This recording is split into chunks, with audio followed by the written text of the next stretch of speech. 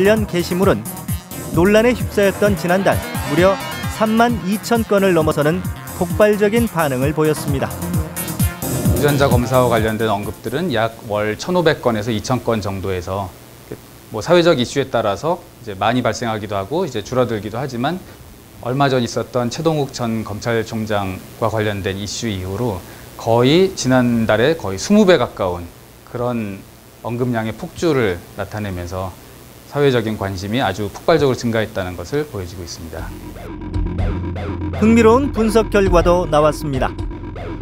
같은 친자 확인 이슈라 하더라도 유명 인사나 인기 드라마가 거론될 경우 관심이 증폭된다는 겁니다. 이번 최동욱 검찰총장 사건은 단순히 이제 유전자 감식이나 사실 친자 확인 사안이기 때문에 우리가 관심이 있는 것이 아니라 정치적으로 공방이 이루어지는 그런 쟁점이기 때문에 그것과 관련해서 이렇게 이슈들이 퍼지고 있는 모습을 보인다고 그렇게 판단하면 될 것 같습니다. TV 드라마에서 단골로 등장하는 주인공 출생의 비밀. SNS 분석 결과에서도 지난해 이후 12편의 TV 드라마가 친자 확인, 유전자 검사 에피소드를 설정한 것으로 나타났고 이 시기에 관련 드라마에 대한 게시물의 건수도 급증했습니다. 서울 봉천동에서 만난 황일섭 씨. 자신의 원래 성은 이 씨라고 했습니다. 3살 때 어머니가 개가하면서 황 씨 성을 갖게 됐습니다. 학교도 보내야 되고 그러니까 이제 호적을 올린 거예요. 그러니까 성만 황 씨로 바뀐 거죠. 그러니까 이름은 그대로 놔두고. 자라면서 생부의 생존 사실을 알게 됐지만 생부는 다른 가정을 꾸리고 있었습니다. 결혼 생활을 하면서 첫애 큰애를 낳았어요. 낳았는데 제 생각에 이제 그런 생각이 들더라고. 아니 황 씨도 아닌데 내가 성이 호적에 애들을 올리려고. 근데 호적을 이제 찾아갔죠. 아버지를 만났죠. 하지만 생부는 곤혹스럽다는 반응이었습니다. 그러니까 나는 내 성을 찾아가는 게 이씨성을 찾아가는 게 마땅하잖아요. 뭐라고 얘기를 했냐면 도대체 저 호적이 언제 올려주실 거니까.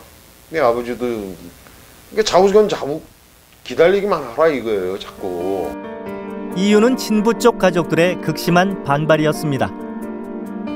호적에 올려주면 너 재산 줘야 되고 막말로 얘기해서 다 해줘야 되는데 그 큰 아들이 못하게 한다 이거예요.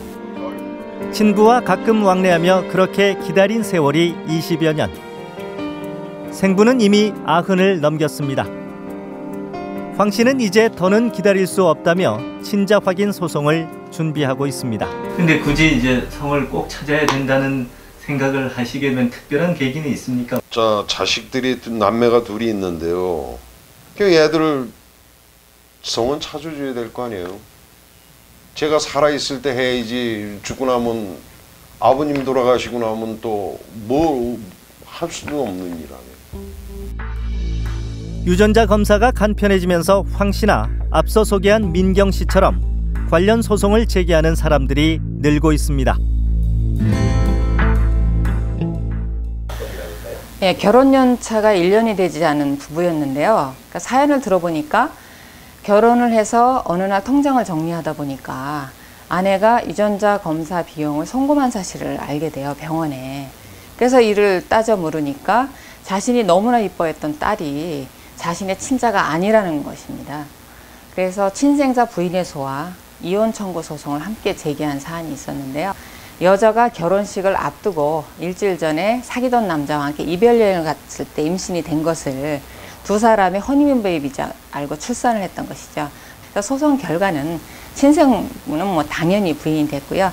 여자가 남자에게 위자료를 지급하라는 판결과 함께 이혼 결정이 나온 사안입니다.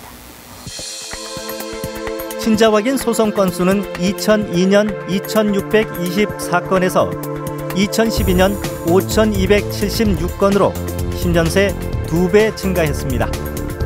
이 가운데 99%가 상속 문제입니다. 상속 문제에 있어서는 철저히 혈연주의를 고수하겠다는 것이지요. 따라서 내 피가 흐르지 않은 자에게는 상속을 인정하지 않는다는 것이 우리나라 사람들의 강한 특징입니다. 그래서 상속일이 되고자 하기 위해서 친자관계 확인을 하는 것이고 그 결과는 절대적이지 않아요.